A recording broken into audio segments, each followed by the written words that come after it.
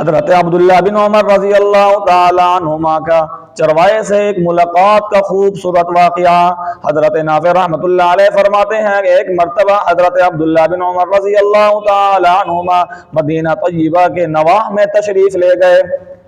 حضرت عبداللہ بن عمر رضی اللہ تعالی عنہ کے ساتھ شاگرد بھی تھے۔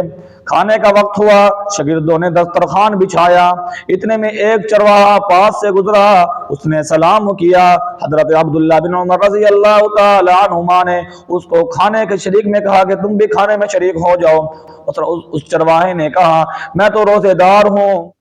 حضرت عبداللہ بن عمر رضی اللہ تعالی عنہما نے ارشاد فرمایا تم اس قدر شدید ترین گرمی کے دن بھی تم نے روزہ رکھا ہوا ہے اور اسی حالت میں تم بکریاں چرا رہے ہو۔ اس چرواہے نے کہا ان ایام خالیہ سے اللہ کی قسم میں اپنا حصہ وصول کر رہا ہوں، یعنی ان ایام کو فضول خرچ نہیں کر رہا، فضول ٹائم پاس نہیں کر رہا، بلکہ قبر اور آخرت کا ان ایام کو ذخیرہ بنا رہا ہوں روزہ رکھ کر۔ حضرت عبداللہ بن عمر رضی اللہ تعالی عنہما نے اس چرواہے کہ تقوی اور پرہیزگاری اور زہد کا امتحان لینے کے لیے ارشاد فرمایا تم اپنی بکریوں میں سے ایک بکری ہمیں بیچ دو، ہمیں فروخت کر دو، ہم اس کی قیمت بھی آپ کو دیں گے اور اس کا گوشت بھی دیں گے، تم اس کے گوشت سے روزہ افطار کر لینا۔ اس چرواہے نے کہا ان بکریوں میں سے ایک بکری بھی میری نہیں ہے، یہ سب کی سب بکریاں میرے آقا کی ہیں۔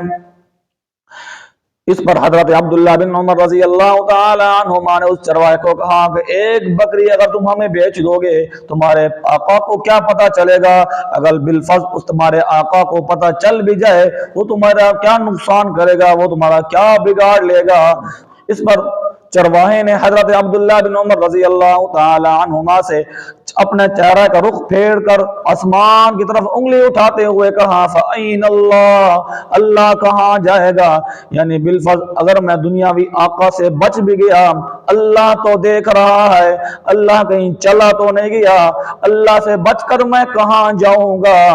حضرت نافع رحمۃ اللہ علیہ فرماتے ہیں چرواہے کی اس بات کو سن کر حضرت عبداللہ بن عمر رضی اللہ تعالی عنہما پر ایک عجیب سی کیفیت طاری ہو گئی، بار بار اسی چرواہے کی بات کو دہرا رہے تھے اور کہہ رہے تھے کہ دیکھو چرواہا کہہ رہا ہے فَأَيْنَ اللَّهُ اللہ کہاں جائے گا۔ حضرت نافع رحمۃ اللہ علیہ فرماتے ہیں کہ حضرت عبداللہ بن عمر رضی اللہ تعالی عنہما مدینہ طیبہ واپس تشریف لے آئے،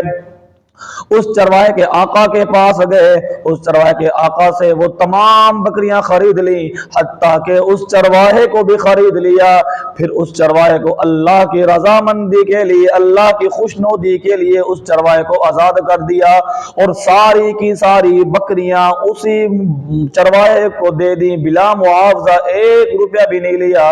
رب ذوالجلال سے دعا ہے کہ رب ذوالجلال ہمیں بھی تقوی اور پرہیزگاری والی زندگی گزارنے کی توفیق عطا فرمائے۔